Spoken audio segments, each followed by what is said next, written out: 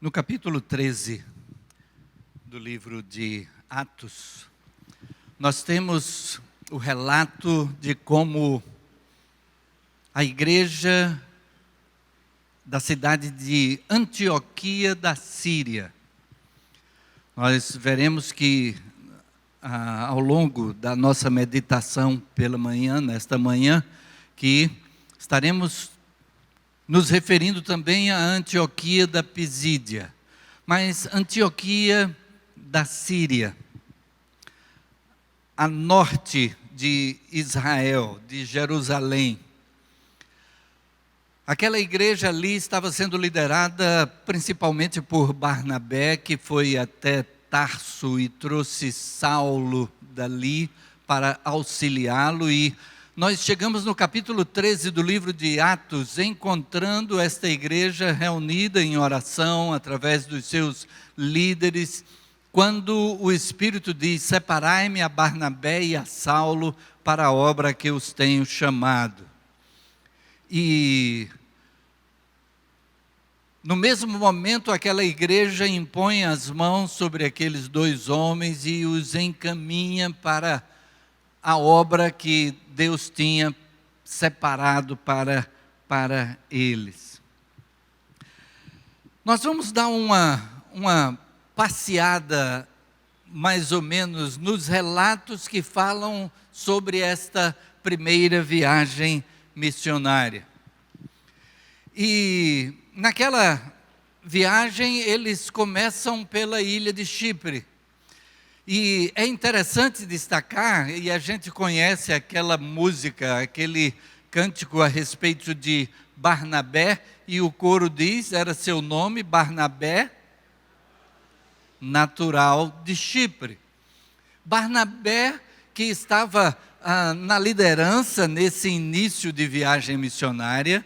O nome de Barnabé vem sempre antes do de Saulo, até este início de viagem missionária. E Saulo era aprendiz com Barnabé. Barnabé que tinha ido buscar Saulo para auxiliá-lo. E eles vão em primeiro lugar para Chipre. Barnabé quer compartilhar com o seu próprio povo a mensagem do Evangelho. E eles pregam o Evangelho ali naquela ilha de Chipre e tem algumas experiências até um tanto dramáticas nessa primeira oportunidade, e eles chegam então na região da Panfilha, na cidade de Perge. Eles estão acompanhados de João Marcos, que chegando ali em Perge, resolve voltar para Jerusalém. Vamos ver que lições a gente tem a extrair do texto que registra o relato desta viagem, que podemos extrair para nós hoje. E então,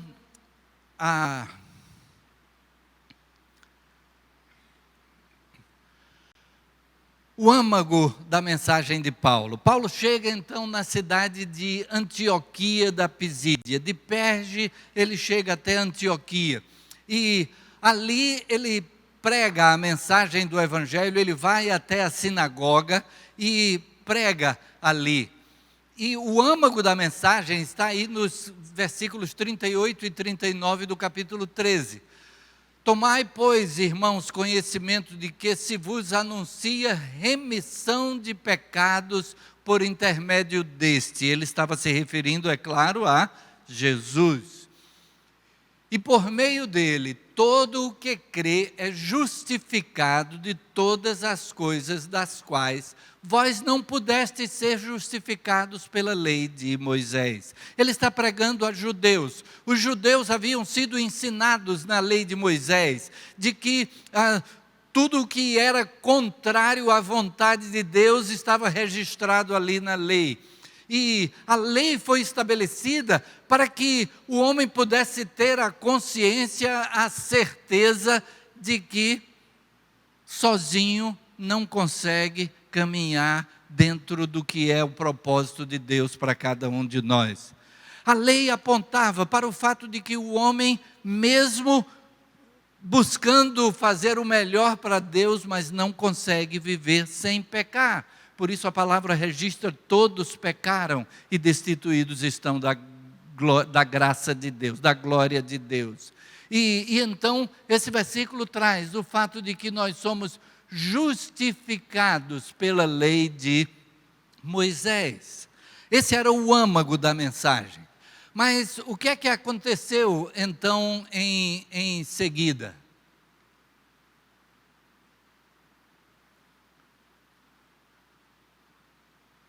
A partir do versículo 42, e a gente vai passear um pouco então nesses textos. Ao saírem eles, rogaram-lhes que no sábado seguinte lhes falassem estas mesmas palavras. Ele tinha feito todo um discurso e isso foi do agrado, a princípio, de todos que ali estavam. Pediram que no sábado seguinte eles pudessem voltar.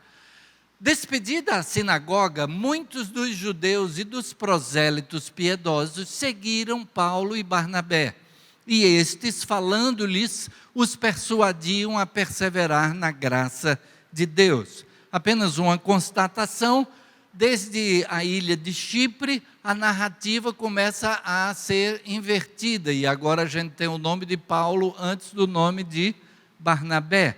E Paulo é quem está assumindo a liderança. É algo que já podemos extrair ali daquilo que Deus tem para nós, porque muitas vezes podemos estar realizando um trabalho e Deus coloca ao nosso lado alguém que parece que Deus tem um propósito mais adiante. E então, como Barnabé fez, foi ajudando Paulo na caminhada, até que chegou aquele momento em que ele disse: Paulo, tome a frente, porque agora parece que é com você. E eu lembro da palavra do pastor Wagner Weilat, quando esteve conosco anos atrás, e ele disse que na liderança a gente muitas vezes tem que fazer parecido com aquilo que se fazia num culto ao ar livre, como a gente chamava antigamente. E a gente chegava numa praça e começava um culto, e bastava uma pequena caixa de som, e a gente ali reunia o grupo, e o grupo fazia um círculo. E aí chegava alguém interessado em ouvir.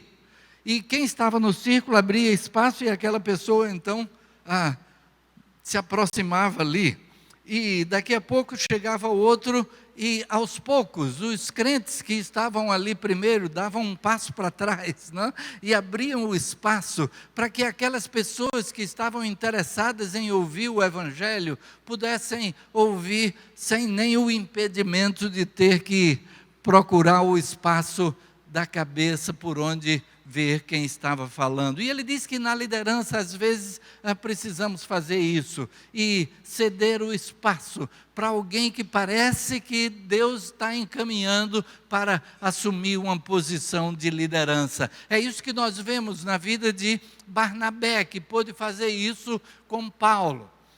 No sábado seguinte, afluiu quase toda a cidade para ouvir a palavra de Deus. Como será que a cidade toda afluiu para a sinagoga para ouvir a palavra de Deus? E a gente poderia hoje pensar: será que alguém colocou no jornal? Será que foi publicado aí, alguém distribuiu e-mails ou publicou no seu Facebook e as pessoas foram tomando conhecimento? Hoje a gente tem diversas formas de comunicação, não é? Como é que a cidade pôde ter o conhecimento daquelas palavras que Paulo havia falado na semana anterior? É porque cada um que tinha estado ali compartilhou. E a gente vai ver que no sábado anterior estavam presentes judeus e prosélitos. Prosélitos eram não-judeus convertidos ao judaísmo. E então eram pessoas que tinham relacionamentos com quem não era judeu também. E cada pessoa ali compartilhou com mais alguém a respeito daquela mensagem que Paulo havia apresentado. E então, na semana seguinte, afluiu quase toda a cidade para ouvir a palavra de Deus. Mas aí vem as dificuldades. Mas os judeus, vendo as multidões, tomaram-se de inveja e, blasfemando, contradiziam o que Paulo falava. Então Paulo e Barnabé, falando ousadamente, disseram: cumpria que a vós outros, em primeiro lugar, fosse pregada a palavra de Deus. Mas posto que a rejeitais e a vós mesmos vos julgais indignos da vida eterna, eis aí que nos volvemos para os gentios. É interessante destacar: vos julgais indignos da vida eterna. Muita gente ao nosso redor acha que a salvação não pode ser de graça, que a gente precisa fazer alguma coisa para se salvar. Assim também é muito fácil, não é? Tem até um ditado que se usa às vezes dizendo assim: isso é mais fácil do que salvação de crente. Porque para o crente a salvação é de graça, não é? E as pessoas dizem: não, a gente tem que fazer alguma coisa. Mas se a gente voltar aqui, aquele primeiro versículo: todo o que crê é justificado de todas as coisas, das quais não pudesse ser justificado pela lei de Moisés. A lei de Moisés não justificava, apenas apontava para a necessidade dessa justificação. E então eles falavam ousadamente, e porque o Senhor assim nulo determinou: eu te constituí para a luz dos gentios, a fim de que sejais para salvação até aos confins da terra. Aqui o apóstolo Paulo está fazendo alusão a um texto do livro de Isaías, quando Isaías fala a respeito de si mesmo, mas também apontando para a pessoa de Jesus Cristo. E agora Paulo vem e diz que o entendimento é de que isso se aplica a cada um de nós. E a gente vai ver isso também no começo do livro de Atos, quando Lucas diz que registrou no Evangelho, no seu Evangelho, tudo o que Jesus começou a fazer e a ensinar. Jesus começou e nos entregou a responsabilidade. E então isto se aplica a nós: eu te constituí para a luz dos gentios, a fim de que sejas para salvação até os confins da terra. Imagine o que é Deus dizendo isso para mim e para você: eu te constituí luz para as nações. Os gentios, ouvindo isto, regozijavam-se e glorificavam a palavra do Senhor, e creram todos os que haviam sido destinados para a vida eterna. Como Paulo assumiu para si o papel de luz dos gentios, temos como resultado a alegria que encheu o coração dos gentios ali. E divulgava-se a palavra do Senhor por toda aquela região. Mas aí os versículos 50 e 51 falam de que levantou-se mais uma vez a perseguição e eles foram expulsos do seu território, partiram então para Icônio. Os discípulos, porém, transbordavam de alegria e do Espírito Santo. A igreja ficou estabelecida ali em Antioquia da Pisídia, e ali agora os que creram, os que se transformaram em discípulos de Jesus, transbordavam de alegria e da presença do Espírito Santo. Eles vão então para Icônio, entram juntos na sinagoga, e veio a crer grande multidão, tanto de judeus como de gregos. Mais uma vez o Evangelho vai avançando, à medida que eles vão compartilhando. E mais uma vez surgem aqueles que, se sentindo, e é bem declarado aí no livro de Atos, de que os judeus estavam movidos de inveja, porque eles falavam a respeito do seu Deus, o Deus criador dos céus e da terra, mas esse Deus era somente dos judeus. E agora vem Paulo e Barnabé e começam a pregar, e os gentios começam a receber essa palavra.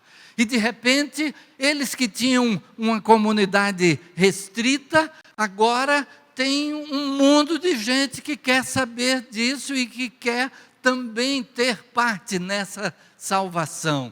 E eles dizem, isso aí está errado, e começam a contradizer o que Paulo diz. E então eles vão para Listra. Em Listra há um paralítico de nascença. E Paulo, o texto bíblico diz, vendo que tinha fé para ser curado, disse, levanta-te e anda. E aquele homem que era paralítico de nascença, nunca havia andado, dá um salto e começa a andar. E as pessoas ali em Listra começam a dizer, os deuses se fizeram homens e estão aqui entre nós. E começam a querer sacrificar para eles. E então chamam a Barnabé de Júpiter, que seria o deus romano, que tem o equivalente Zeus no panteão grego. E a Paulo Mercúrio, ou Hermes para os gregos, no sentido de que ele era aquele que falava, ele era o porta-voz. Então, Barnabé, que era mais calado, era tido como Zeus, e Paulo, que falava como porta-voz de Deus, e então Mercúrio, ou Hermes. E eles então saltam no meio do povo e rasgam suas vestes e dizem, olha, nós somos homens como vocês, não façam isso. E então, com dificuldade, impediram as multidões de lhes oferecerem sacrifícios. Eles queriam apresentar animais em sacrifício, achando que eram deuses. Sobrevieram, porém, judeus de Antioquia e Icônio, e instigando as multidões, apedrejando a Paulo, arrastaram-no para fora da cidade, dando-o por morto. Na cidade de Listra, então, Paulo é apedrejado para que morresse. Só que ele desmaiou e acharam que ele já tinha morrido, e então o levaram para fora da cidade e largaram lá. O que aponta na direção de que a nossa missão de propagar o Evangelho, de sermos luz para as nações, é uma missão que pode trazer suas dificuldades. Mas a gente vê que Paulo é aquele que vai terminar a sua vida dizendo, combati o bom combate, acabei a carreira, guardei a fé. Utilizei a minha vida da melhor forma possível, se a gente pode resumir assim essas palavras do apóstolo Paulo. Ele então vai, depois de cercado então pelos crentes, né, rodeando, porém, os discípulos, levantou-se e entrou na cidade. No dia seguinte partiu com Barnabé para Derbe. Tendo anunciado o evangelho naquela cidade e feito muitos discípulos, voltaram para Listra e Icônio e Antioquia. A mensagem do evangelho sendo recebida em cada lugar. E eles agora estão na cidade de Derbe. E pregam o evangelho, muitos recebem. E aí a gente pode imaginar quantas pessoas à nossa volta estão prontas para entender a mensagem do evangelho. E que basta que cheguemos e proclamemos. E é interessante a parte sublinhada aí também, porque eles acabaram de sofrer perseguição nessas cidades. Foram expulsos de Antioquia, Icônio, apedrejados em Listra.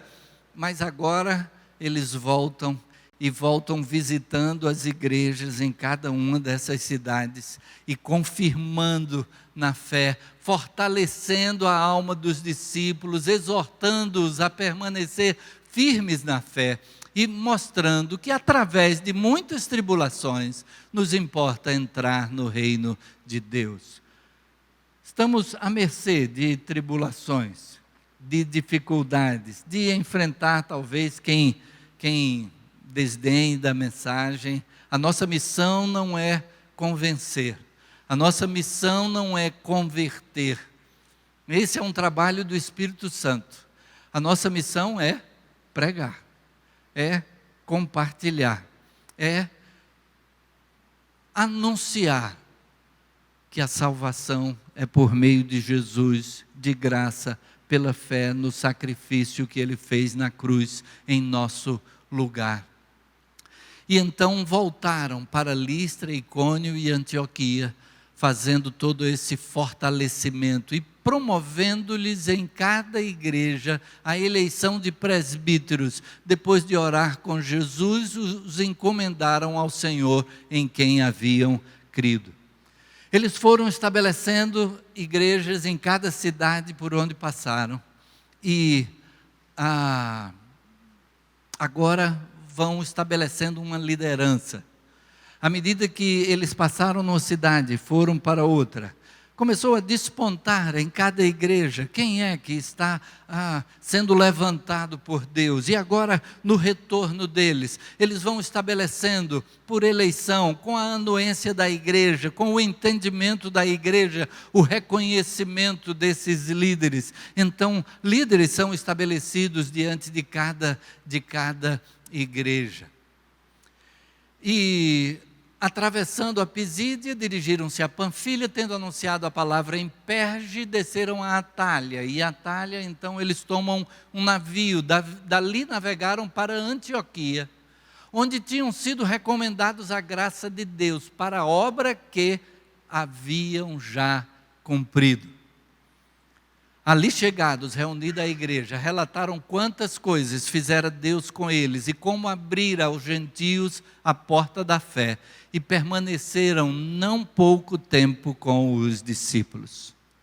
Terminada essa primeira jornada missionária, e eles relatam o que é que Deus fez por meio deles, quantas coisas fizera Deus com eles e como abrira aos gentios a porta da fé. Nós podemos ter essa segurança de que não somos nós, mas é Deus que age por nosso intermédio. Aqui nós temos, então, nessa viagem missionária, um retrato do que a igreja cristã primitiva fez para a propagação do Evangelho. Eles foram, então, por toda parte anunciando a palavra, diz o capítulo 8, versículo 4. E aqui, nessa primeira viagem missionária, em cada cidade onde Paulo passou, estabeleceu uma igreja. O que é que nós extraímos como observações finais? Extraímos que os que ouviram a palavra a compartilhavam. Não ficavam somente para si. Jesus Cristo, falando à mulher samaritana, ele disse: a água que eu lhes der, se fará nele uma fonte a jorrar para a vida eterna. Transborda para alcançar aqueles que não foram alcançados ainda por essa água. Os que ouviam a palavra a compartilhavam. Igrejas eram estabelecidas em cada cidade com sua liderança. E que nós somos parte do projeto de Deus nessa expansão. E somos parte desse projeto quando compartilhamos.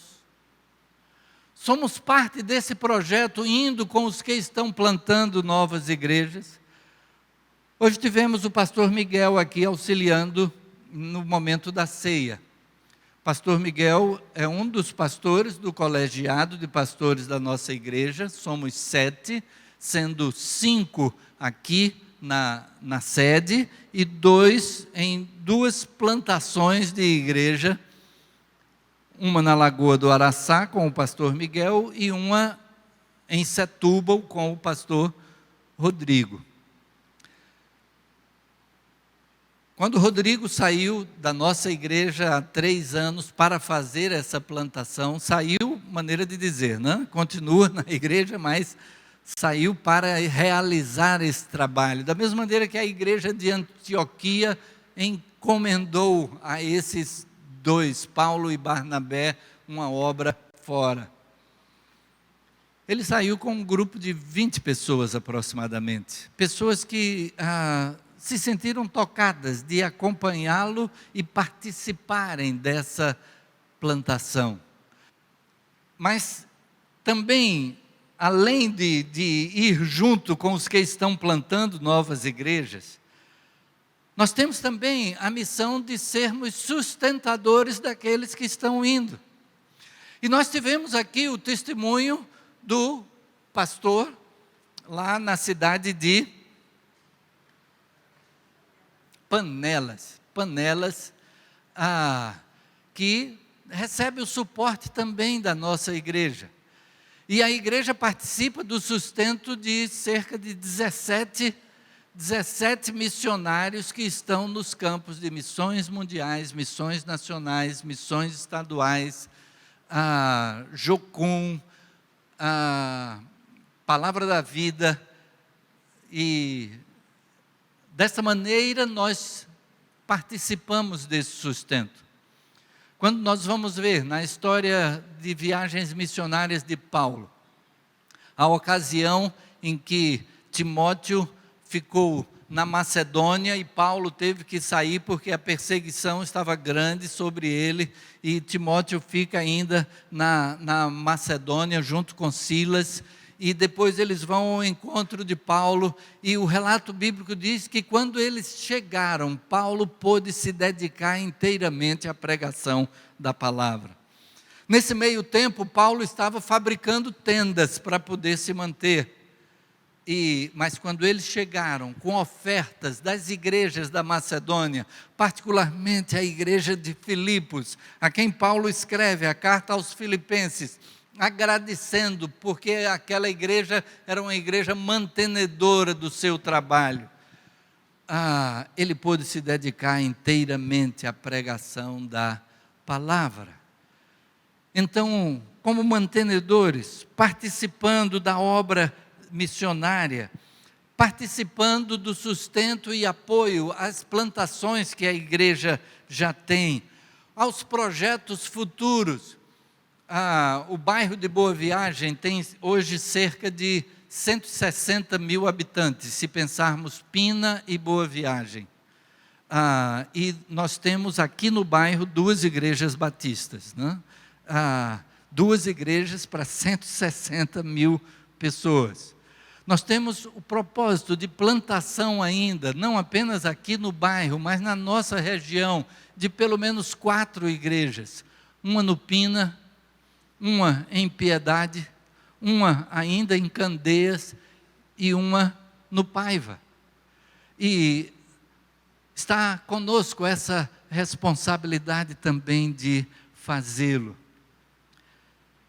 Termino então com 2 versículos que já foram citados, mas que falam alto ao nosso coração.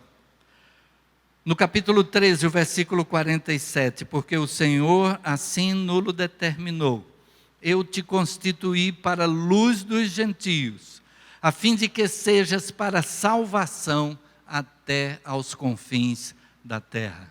Eu te constituí para a luz dos gentios, a fim de que sejas para salvação até aos confins da terra. E o verso 52 do mesmo capítulo 13, que diz, os discípulos, porém, transbordavam de alegria e do Espírito Santo. À medida que somos luz dos gentios, e os gentios, essa é a designação para qualquer pessoa que não fosse uma pessoa judia, qualquer pessoa de outras nações, inclusive nós aqui brasileiros. Luz para todas as nações. E o resultado, os discípulos transbordavam de alegria e do Espírito Santo. O que é que podemos fazer? Cada um diante de Deus em oração pode estar respondendo. E para que possamos cumprir com esta missão e este princípio que a igreja cristã primitiva adotou para si, de plantar igrejas em cada local para que a mensagem do Evangelho pudesse ser propagada. Que estejamos envolvidos nesse processo nesse propósito, nesse princípio que a palavra de Deus nos traz. Amém. Amém.